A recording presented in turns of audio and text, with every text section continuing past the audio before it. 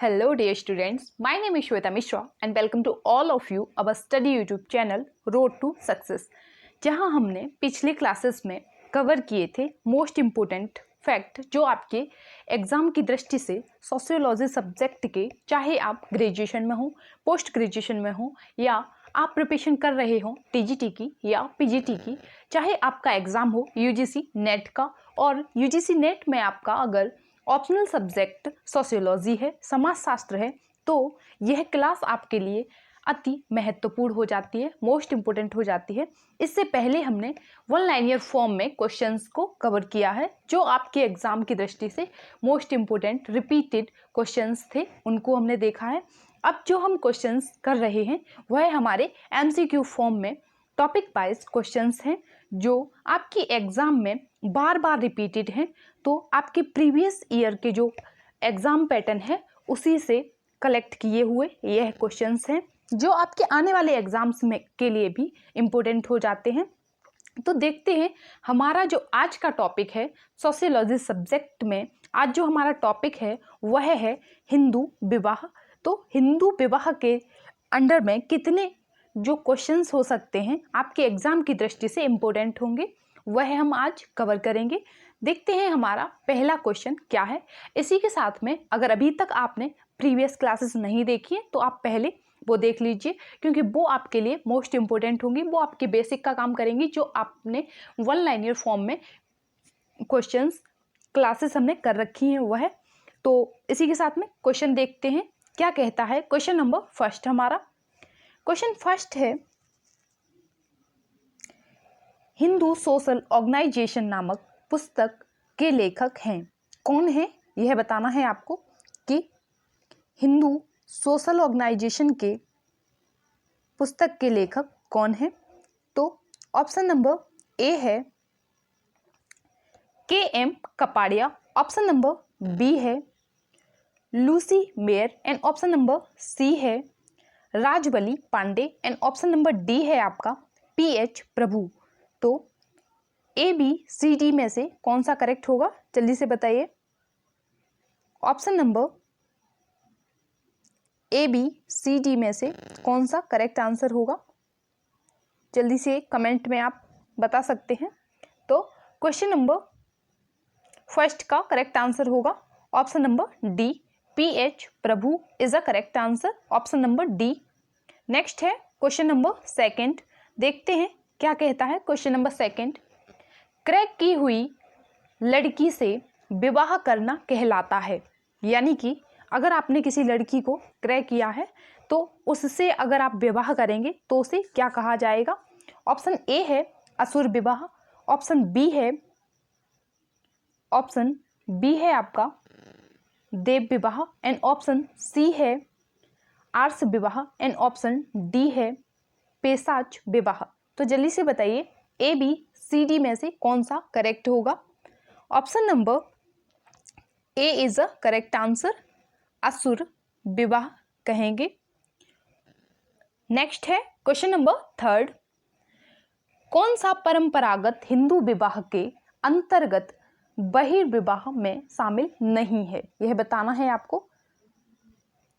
कौन सा बहिर्विवाह में शामिल नहीं है। ऑप्शन ए है प्रवर, एंड ऑप्शन बी है गोत्र, एंड ऑप्शन सी है सपिंड, एंड ऑप्शन डी है जाति। Option number A B C D में से कौन सा करेक्ट होगा, आप कमेंट करके बता सकते हैं। तो option number D is a correct answer, जाति। नेक्स्ट है क्वेश्चन नंबर 4, देखते हैं हिंदू विवाह अधिनियम कब पारित हुआ, यह बताना है आपको कि हिंदू विवाह अधिनियम जो है वह कब पारित हुआ है। हिंदू विवाह अधिनियम कब पारित हुआ। ऑप्शन ए है 1953, ऑप्शन बी है 1954, एंड ऑप्शन सी है 1955, ऑप्शन डी है 1956।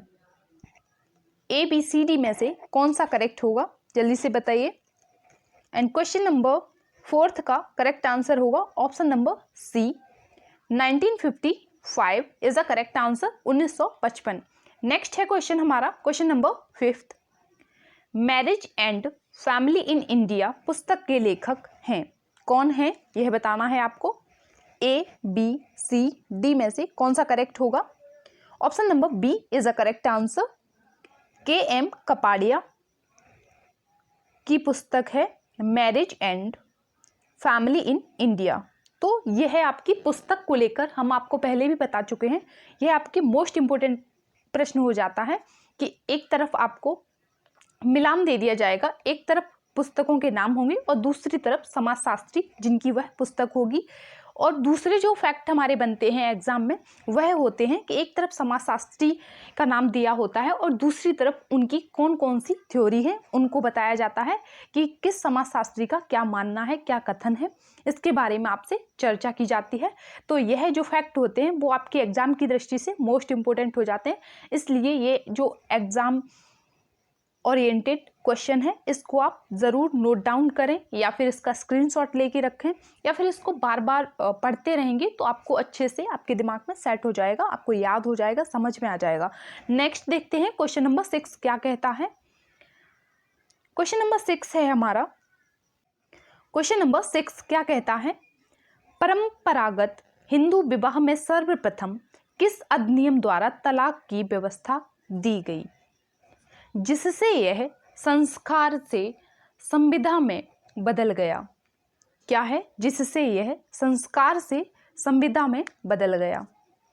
Option number A is a correct answer, Hindu विवाह अधिनियम के थ्रू जो आपका हिंदू विवाह में सर्वप्रथम अधिनियम तलाक के लिए बनाया गया था वह क्या था, हिंदू विवाह अधिनियम 1955, 1955 इज अ करेक्ट आंसर।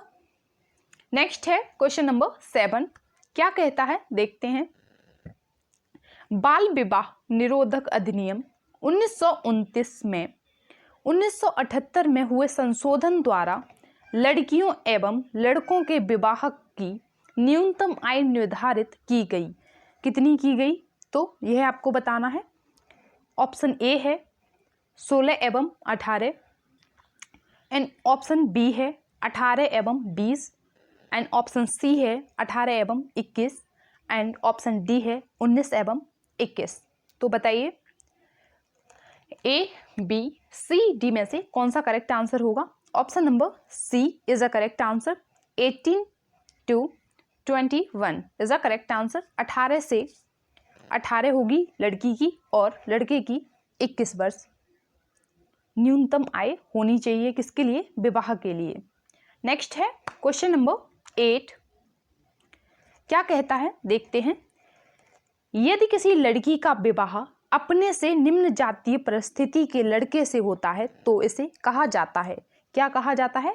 यह क्वेश्चन हम पहले भी कर चुके हैं तो इसका करेक्ट आंसर क्या हो जाएगा, ऑप्शन नंबर D प्रतिलोम विवाह। और वहीं अगर हमने आपको बताया था पहले, अगर लड़के की शादी लड़की के निम्न जाति की लड़की के साथ होती है तो उसको अनुलोम विवाह कहेंगे। नेक्स्ट है क्वेश्चन नंबर 9 क्या कहता है देखते हैं, वह नियम जो निश्चित सीमा समूह के भीतर विवाह का निषेध करता है क्या कहलाता है। ऑप्शन A अंतः विवाह, ऑप्शन B बहिर्विवाह एंड ऑप्शन C आर्ष विवाह एंड ऑप्शन D प्रतिलोम विवाह। एंड क्वेश्चन नंबर 9 का करेक्ट आंसर क्या होगा, ऑप्शन नंबर B बहिर्विवाह। नेक्स्ट है क्वेश्चन नंबर 10, पारस्परिक स्नेह द्वारा किए जाने वाले विवाह को कहते हैं, क्या कहते हैं यह बताना है आपको। पारस्परिक स्नेह द्वारा किए जाने वाले विवाह को गंधर्व विवाह कहते हैं। Option number A is the correct answer. Next है क्वेश्चन नंबर 11, हिंदू विवाह अधिनियम 1955 में निम्न में से कौन से निषेध को समाप्त नहीं किया है, यह बताना है आपको कि इनमें से कौन सा अधिनियम है जिसको समाप्त नहीं किया है। Option number A, B, C, D में से कौन सा करेक्ट होगा यह बताना है आपको। तो option number D is a correct answer. सपिंड बहिर्विवाह को समाप्त नहीं किया गया है। नेक्स्ट है क्वेश्चन नंबर 12। अपहरण की हुई कन्या से विवाह करना कहलाता है, क्या कहलाता है यह बताना है आपको। तो ऑप्शन ए है असुर विवाह, ऑप्शन बी है राक्षस विवाह, ऑप्शन सी है पेशाच विवाह एंड ऑप्शन डी है गंधर्व विवाह। ए, बी, सी, डी में से कौन सा करेक्ट होगा, सही विकल्प का चयन करना है आपको। And option number B is a correct answer, यही आपका सही उत्तर होगा, राक्षस विवाह। जब आप किसी कन्या का अपहरण करते हैं और उसके साथ विवाह करते हैं तो उसको राक्षस विवाह कहा जाता है। आज का जो टॉपिक था हिंदू विवाह, उसके यह 12 मोस्ट इंपोर्टेंट क्वेश्चंस थे जो आपके एग्जाम्स में बार बार रिपीट होते हैं। अब हम देखते हैं हमारा नेक्स्ट टॉपिक क्या होगा। टॉपिक है हमारा संयुक्त परिवार, joint family. Question number first है संयुक्त परिवार में हिंदू सोसाइटी एट क्रॉसरोड नामक पुस्तक के लेखक हैं, कौन हैं। ऑप्शन नंबर ए है S G. Dubey, option number B है K M. Panikkar and option number C है Irawati Karve and option number D है आई.पी. देसाई। तो ए, बी, सी, डी में से कौन सा करेक्ट आंसर होगा, जल्दी से बताइए। ए, बी, सी, डी में से option number B is a correct answer, K M. Panikkar is a correct answer. यह इन्हीं की पुस्तक का नाम है। नेक्स्ट है क्वेश्चन नंबर सेकंड। हिंदू उत्तराधिकार संबंधी ग्रंथ मिताक्षरा के लेखक हैं, ये क्वेश्चन भी हम लोग पहले भी डिस्कस कर चुके हैं। देखते हैं ऑप्शन क्या क्या है हमारे पास। ऑप्शन नंबर ए है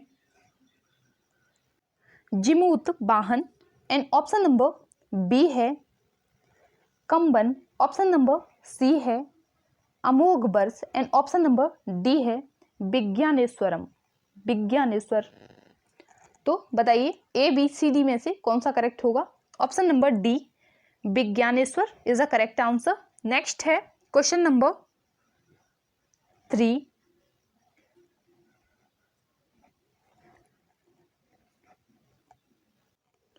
बेटों के समान बेटियों को भी जन्म से पिता की संपत्ति में अधिकार प्रदान किया गया, कब से किया गया। यह क्वेश्चन भी हम पहले भी सॉल्व कर चुके हैं, तो जल्दी से बताइए। जो क्वेश्चंस आपको आ रहे हैं वो आप कमेंट कर सकते हैं और इसी के साथ में अगर आपकी कोई क्वेरी हो, आपका कोई क्वेश्चन हो तो आप हमें कमेंट करके पूछ सकते हैं। और साथ ही में हमने आपके जो कमेंट्स पढ़े उसमें बहुत सारे लोग ये कह रहे हैं कि हिंदी की क्लासेस गाइस यहीं पे क्लास हमारी एंड हुई थी, तो हम इस क्वेश्चन को देखते हुए आगे बढ़ेंगे। देखते हैं हमारा क्वेश्चन क्या कहता है। बेटों के समान बेटियों को भी जन्म से पिता की संपत्ति में अधिकार प्रदान किया गया है, यह किस वर्ष के अधिनियम के द्वारा प्रदान किया गया है। तो ऑप्शन नंबर ए है, ऑप्शन नंबर ए कहता है 1956 में, ऑप्शन नंबर बी है 1965 में, ऑप्शन नंबर सी है 2000 में एंड ऑप्शन नंबर डी है 2005 में। तो करेक्ट आंसर होगा 2005 में। नेक्स्ट हम जो बात कर रहे थे, अगर आपको कोई भी कमेंट है, आपकी कोई क्वेरी हो तो आप हमें कमेंट करके पूछ सकते हैं। बहुत सारे लोगों ने यह कहा है कि हिंदी की क्लास कंटिन्यू करिए, तो हमने आपसे कहा है कि ये आपका यूजीसी का एग्ज़ाम होने के बाद आपकी प्रॉपर लेखपाल के लिए यूपीएससी के लिए क्लासेस आपको प्रोवाइड कराई जाएगी। जैसे कि जीएस के जो भी इम्पोर्टेंट प्रैक्टिस सेट होंगे, चाहे वो आपके पॉलिटी के हों, ज्योग्राफी के हों, हिस्ट्री के हों या इकोनॉमी के हों, चाहे आपका साइंस हो, सारे आपको day to day practice set मिलेंगे जो आपके प्रीवियस ईयर में आए हैं और आगे आने की संभावना होगी। और बाकी की बात रही हिंदी की, तो जिन लोगों को हिंदी की क्लासेस प्रॉपर चाहिए उनके लिए भी हम यही कहेंगे कि चैनल को सब्सक्राइब कर लीजिए, बेल आइकन प्रेस कर लीजिए। हिंदी की क्लासेस जल्दी ही प्रोवाइड कराई जाएगी, बिल्कुल बेसिक से हाई लेवल तक चलेंगे और हम बिल्कुल शुरू से अच्छे से एक एक पॉइंट को समझते हुए चलेंगे कि आपको दोबारा से हिंदी ना पढ़ना पड़े। तो डोंट वरी, आपको हिंदी की क्लासेस जल्दी ही मिलेंगी। अभी फ़िलहाल हम देखते हैं सोशियोलॉजी। तो सोशियोलॉजी में अगर आपके कोई भी फ्रेंड्स हैं, फैमिली में है, सिस्टर ब्रदर जो भी प्रिपरेशन कर रहे हैं जिनका सब्जेक्ट सोशियोलॉजी है, तो आप इस क्लास को उनके साथ शेयर कर सकते हैं। और साथ ही में चैनल को ज़्यादा से ज़्यादा लोगों के साथ शेयर करें, चैनल को सब्सक्राइब करें, बेल आइकन प्रेस करें ताकि नेक्स्ट क्लास का नोटिफिकेशन आपको मिलता रहे और एग्ज़ाम ओरिएंटेड जो भी इम्पोर्टेंट न्यूज़ हो वो भी हम आप तक पहुँचा सकें। तो देखते हैं कि क्वेश्चन क्या कहता है। क्वेश्चन नंबर 4 है हमारा कि मानव एवं संस्कृति पुस्तक के लेखक हैं, कौन है यह बताना है आपको। तो ऑप्शन ए है S.C. Dubey and option number B है M.N. Srinivas, option number C है मेकाइवर एवं Page and option number D है आंद्रे बेते। तो जल्दी से बताइए ABCD में से कौन सा करेक्ट आंसर होगा। Option number A is the correct answer. S.C. Dubey ji की यह बुक है जिसका नाम है मानव एवं संस्कृति। तो यह आपकी पुस्तक हमने आपको पहले ही बताया इंपॉर्टेंट है, मोस्ट इंपॉर्टेंट है, इसलिए आप अच्छे से याद करिए। जितनी भी बुक्स ज़्यादा से ज़्यादा हो सके वो आप याद करिए और उसके राइटर्स कौन है, उसके लेखक कौन है, उनका नाम अच्छे से नोट डाउन करके रखिए जिससे कि आपको याद रहे। आप बार बार ऐसा भी कर सकते हैं, आप जहाँ पे अपने रूम में एक स्लाइड बना के नोट पैड में नोट डाउन करके उसको रख सकते हैं जिससे कि आप जब भी उसकी तरफ देखें तो आपका एक बार रिवाइज हो जाए, तो ज़्यादा से ज़्यादा आपको ये चीज़ें याद रहेंगी, पुस्तकों के नाम और लेखक के नाम। आगे देखते हैं नेक्स्ट क्वेश्चन हमारा क्या कहता है। नेक्स्ट क्वेश्चन है हमारा संयुक्त परिवार की विशेषता नहीं है। यह पूछा है आपसे कि संयुक्त परिवार की विशेषता निम्न में से कौन सी नहीं है। तो बताइए जल्दी से कि ए साझा निवास या फिर बी पितृ पूजा एंड ऑप्शन नंबर सी संयुक्त संपत्ति एंड ऑप्शन नंबर डी छोटा आकार क्या नहीं है, यह पूछा है आपसे। तो जल्दी से बताइए option number A B C में से कौन सा सही होगा। तो छोटा आकार यह क्या नहीं है, संयुक्त परिवार की विशेषता नहीं है। बाकी की तीनों हैं, साझा निवास भी है और साथ ही में पितृ पूजा भी है और संयुक्त संपत्ति भी है। नेक्स्ट है क्वेश्चन नंबर 6, क्या कहता है देखते हैं। किनशिप ऑर्गेनाइजेशन इन इंडिया पुस्तक के लेखक कौन है, यह बताना है आपको, किसने पुस्तक लिखी है। तो करेक्ट आंसर क्या होगा। Option A B C D में से option number B is a correct answer, Irawati Karve. Next है क्वेश्चन नंबर 7, हिंदू कानून संबंधी पुस्तक दाय भाग पुस्तक का नाम क्या है। यह पुस्तक भी आपके लिए मोस्ट इंपोर्टेंट हो जाती है। इससे पहले जो हमने पुस्तक देखी हैं, बुक्स देखी हैं, वह भी आपकी एग्ज़ाम की दृष्टि से मोस्ट इंपॉर्टेंट हो जाती है क्योंकि वो सारी ही आपकी पुस्तक और उसके लेखक एग्ज़ाम में बार बार पूछे जाते हैं। तो दाय भाग के लेखक हैं कौन है यह बताना है आपको। ए बी सी डी में से कौन सा करेक्ट आंसर होगा। विज्ञानेश्वर एवं नायचंद्र एवं जिमूत वाहन एंड ऑप्शन नंबर डी है कंबन। जल्दी से बताइए ए बी सी डी में से कौन सा करेक्ट आंसर होगा। ऑप्शन नंबर सी जिमूत वाहन इज द करेक्ट आंसर। दाय बाग आप इससे रिलेटिव भी इस तरीके से भी कनेक्ट कर सकते हैं जैसे कि दाय बाग थोड़ा सा ट्रॉपिकल नेम है और उसी तरीके से जिमूत वाहन यह भी थोड़ा मैच करता है कि हाँ यह इनकी बुक हो सकती है। तो नेक्स्ट देखते हैं इसी के साथ में क्वेश्चन नंबर 8 क्या कहता है। हिंदू लॉ एंड कस्टम पुस्तक के लेखक हैं कौन है यह बताना है आपको। ये भी आपकी एग्जाम में बार बार पूछी जा चुकी है बुक, यह पुस्तक का नाम आपसे बार बार पूछा जा चुका है एग्जाम में क्योंकि ये क्वेश्चंस जो हम आपके लिए लेके आए हैं, जो क्वेश्चन की श्रृंखला आपके लिए लेके आए हैं वह बार बार आपके एग्जाम में, चाहे वो आपका UGC नेट का एग्जाम हो, TGT हो, PGT हो, उसमें बार बार यह क्वेश्चन रिपीटेड हैं। तो इसीलिए देखते हैं क्वेश्चन नंबर 8 का करेक्ट आंसर क्या होगा। Option number B is a correct answer, sorry option number A is a correct answer. Question number 8 का ऑप्शन नंबर ए सही होगा। नेक्स्ट देखते हैं क्वेश्चन नंबर 9 क्या कहता है।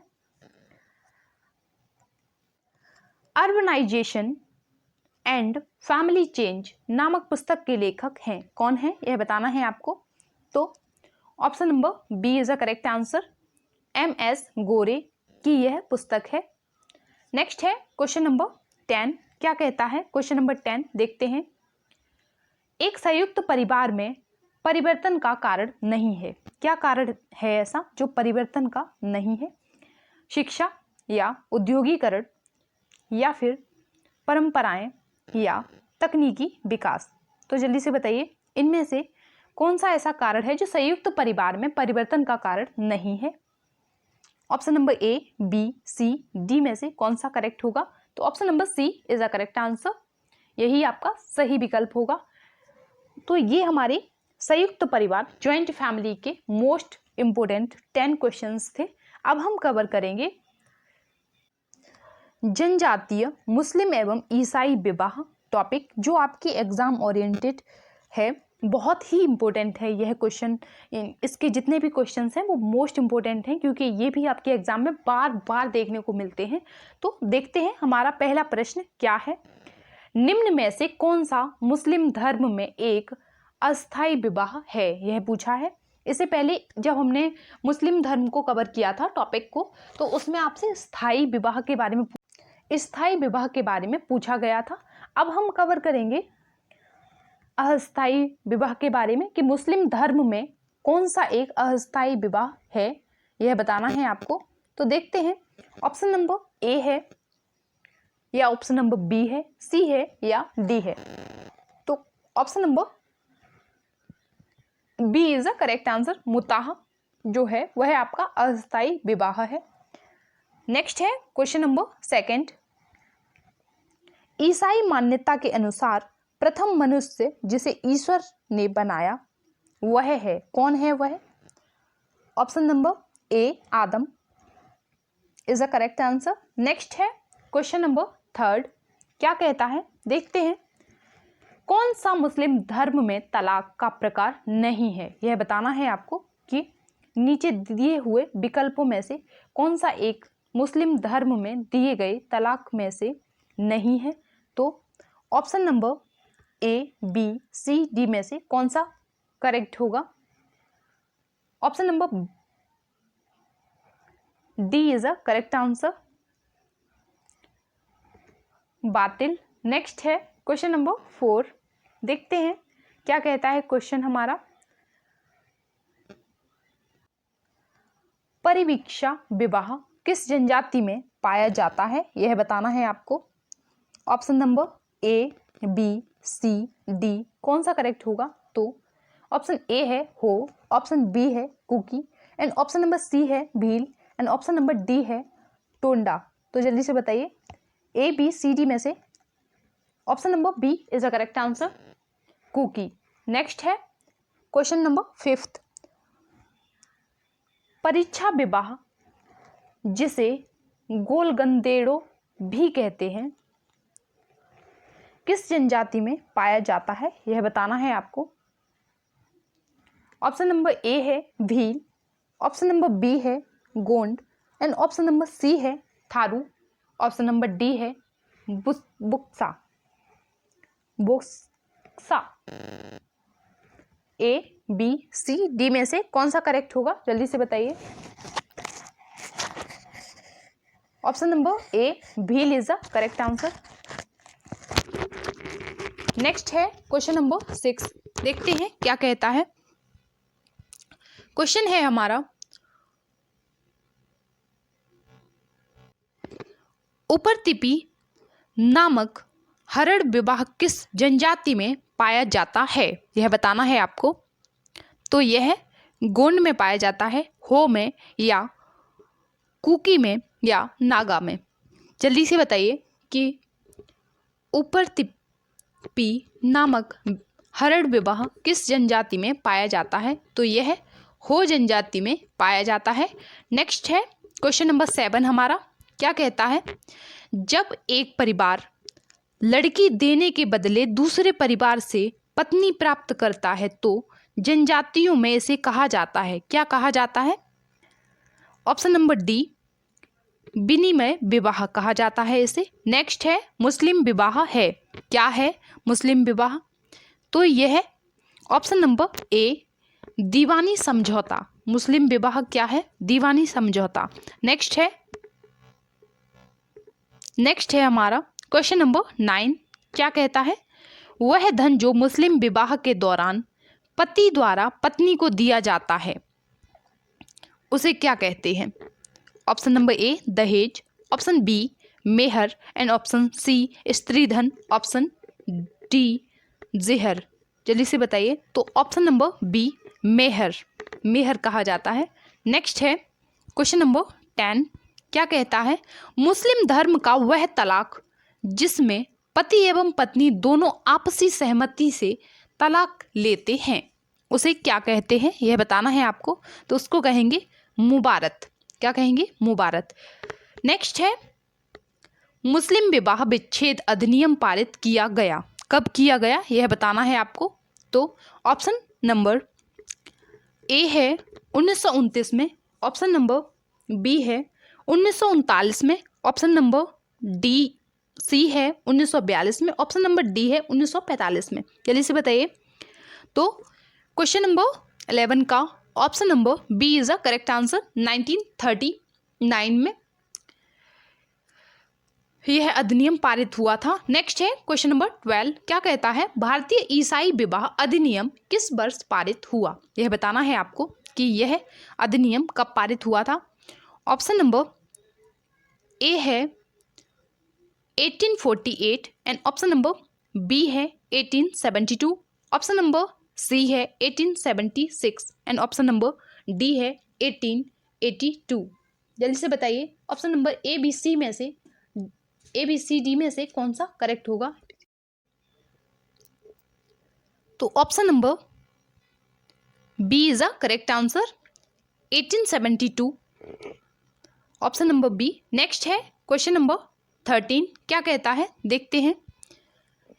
मुस्लिम विवाह से संबंधित शरीयत कानून पारित किया गया। कब पारित किया गया? तो 1937 में यह पारित किया गया था। Option number D is the correct answer. Next है क्वेश्चन नंबर 14। हठ विवाह का एक प्रकार है। क्या प्रकार है हठ विवाह का? तो जल्दी से बताइए। जनजातियों में यह किया जाता है। जो हठ विवाह है वह जनजातियों में किया जाता है। तो ये हमारी आज की क्लास का लास्ट क्वेश्चन था, लास्ट बट नॉट लीस्ट। सो आगे भी यह जर्नी हमारी कंटिन्यू रहेगी जब तक आपका यूजीसी नेट का एग्ज़ाम नहीं होता तब तक, या फिर आपके आने वाले यूजीसी नेट 2020 के लिए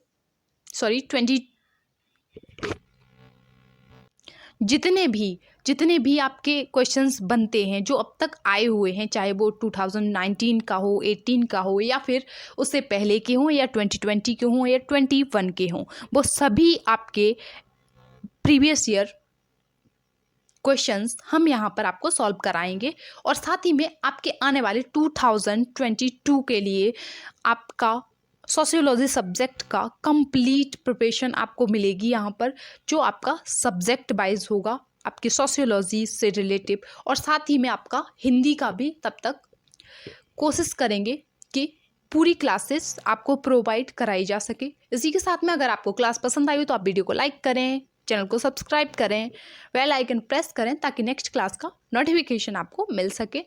और साथ ही में यह वीडियो, यह क्लास आप अपने फ्रेंड्स के साथ में, सिस्टर्स के साथ में, ब्रदर्स के साथ में शेयर कर सकते हैं। आप अपने WhatsApp group, Facebook, Instagram, Telegram, जितने भी आपके सोशल मीडिया ऐप हैं, आप उन सभी पर इसको ज़्यादा से ज़्यादा शेयर करें ताकि ज़्यादा से ज़्यादा लोगों की हेल्प हो सके। And thank you for watching. Bye bye and take care.